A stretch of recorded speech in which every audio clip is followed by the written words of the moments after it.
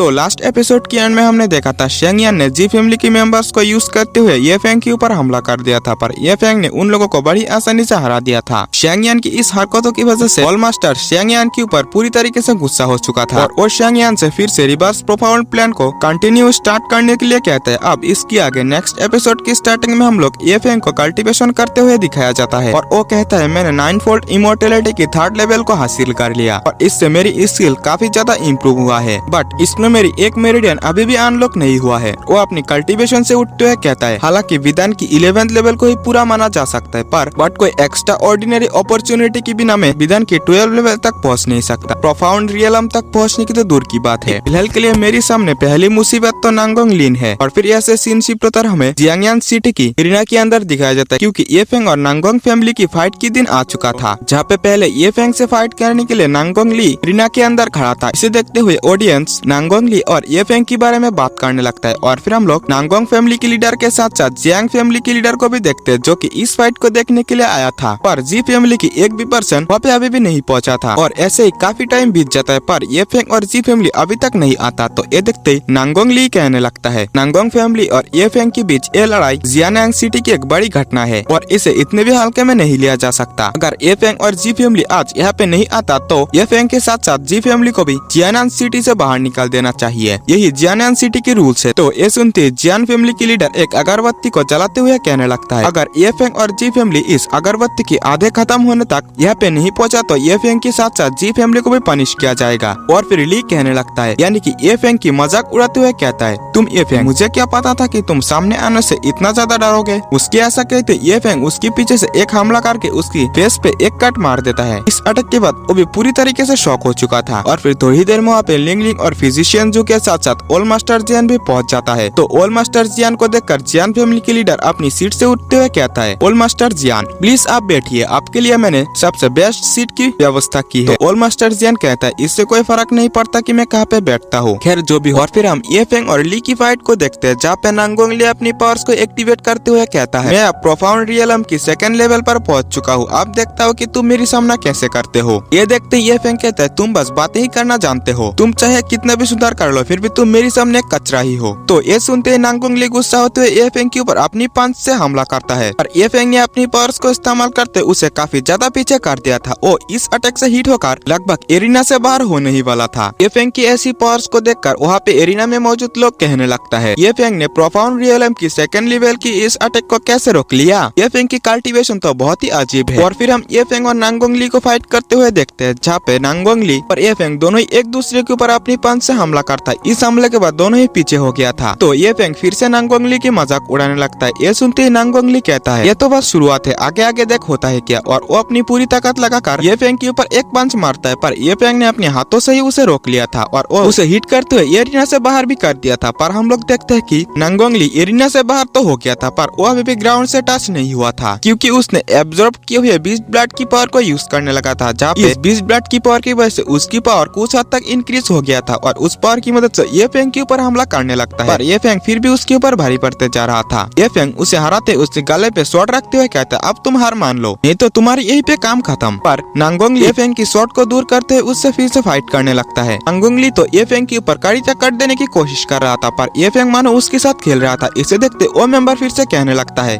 ये फेंग अपनी पावर्स को अभी भी यूज ही नहीं किया। सही में विदान की 11th स्टेज काफी ज्यादा पावरफुल है, इस बार तो नांगोंग फैमिली की बहुत ही अच्छे खासे इंसल्ट होने वाला है। ये सुनती उसके पीछे करा नांगोंग लिंग तो एकदम से गुस्सा हो जाती है। ये फेंग नांगोंग ली को पीछे करते हुए कहता है तुम एक बीस्ट बनना चाहते हो, सही में तुम काफी ज्यादा दर्दनाक तरीके से तुम्हारी मौत होने वाला है। ये सुनते नांगोंग ली एंग्री होते हुए अपनी एंजर ब्लड एसेंस टेक्निक को एक्टिवेट कर लेता है। इसकी वजह से उसके पीछे टाइगर का सिर आ गया था और उसके साथ साथ वो अपने हाथों में टाइगर की स्पिरिचुअल हैंड बना लेता है। ये देखते ही तो वहाँ पे ऑडियंस पूरी तरीके से शॉक हो चुका था, क्योंकि ये टेक्निक लॉन्ग टाइम से डिसअपियर हो गया था। और फिर हम नांगोंग ली को देखते हैं, जो कि इस टेक्निक की वजह से उसकी पावर बहुत ही ज्यादा इंक्रीज हो गया था और वो काफी ज्यादा एग्रेसिव होकर ये फेंग के ऊपर हमला करने लगता है। इस हमले को रोकते हुए ये फेंग को इस बार प्रॉब्लम हो रहा था। नांगोंग ली तो ये फेंग की अटैक के साथ साथ ये फेंग की शॉट को भी अपने हाथों से पकड़ रहा था और उसे पीछे भी कर रहा था। तो ये फेंग उसे जैसे तैसे पीछे करते हुए कहते हैं अब अटैक करने की बारी मेरी, बहुत हो चुका है तुम्हारी अटैक। और वो अपनी फिनिक्स ट्रिबुलेशन की फास्ट टेक्निक से नांगोंग ली के ऊपर हमला करता है। नांगोंग ली अपनी डेमोनिक शैडो टेक्निक से उसके ऊपर हमला करता है। दोनों की टेक्निक एक दूसरे से टकराने की वजह से उसके अंदर से एक भयानक एनर्जी निकालने लगता है। और फिर हम हम इस अटैक की कंप्लीट होने के बाद एरिना के अंदर देखते हैं जो कि पूरी तरीके से धूल से छा गया था। ऑडियंस तो बस ये देखने के लिए बेताब हो रहा था कि इस फाइट को कौन जीता है। और फिर हम एरिना के अंदर ये फैंग को देखते हैं जो कि उसकी बॉडी में लाइटिंग चमकने लगा था और वो फिर से आसपास की स्पिरिचुअल एनर्जी को अपनी बॉडी में गैदर करने लगा था। ये देखकर तो वहाँ के लोग पूरी तरीके से शॉक हो चुका था। फिर हम लोग ओल्ड मास्टर जियान को देखते हैं जो कि नांगोंग फैमिली की लीडर नांगोंग जियान से कहता है तुम अपनी बेटे के लिए टेंशन मत लो क्योंकि फिजिशियन जो जरूर से उसे ठीक कर देंगे। और हाँ, मुझे लगता है कि आप तुम्हारी बेटी को ठीक करने की जरूरत नहीं, उसके लिए हमें एक गड्ढे खोदकर उसे दफन कर देना चाहिए। तो ये सुनती नांगोंग जियांग तो एकदम से गुस्सा हो गया था। तो जियांग फैमिली की लीडर उन दोनों को रोकते हुए इस फाइट की रिजल्ट को रिलीज करने लगता है, जहाँ पे वो कहता है इस फाइट की विनर है ये फैंग। तो ये सुनते ये फैंग कहता है इस फाइट का कोई भी मतलब नहीं है क्योंकि मैं जैसा ओपोनेंट चाहता था नांगोंग ली तो ऐसा ओपोनेंट है ही नहीं, बल्कि मैं जिससे फाइट करना चाहता हूँ वो तो नांगोंग लिन है। और फिर ऐसे सीन शिफ्ट होता है, शेंग यान को दिखाया जाता है जो कि हाथों में अपनी डिस्क को पकड़े हुए खड़ा था और फिर तुरंत उसके पास एक डिप्टी हेड आ जाता है जो कि ये फैंग के बारे में मैसेज लेकर आया था और वो कहता है ये फैंग ने नांगोंग ली को मार दिया। ये सुनती शेंग यान कहता है लगता है ये फैंग हद से ज्यादा आगे निकल चुका है, बाकी चीजों को मुझे खुद से ही जाकर देखना होगा। और इसी के साथ ये एपिसोड यहीं पे एंड होता है।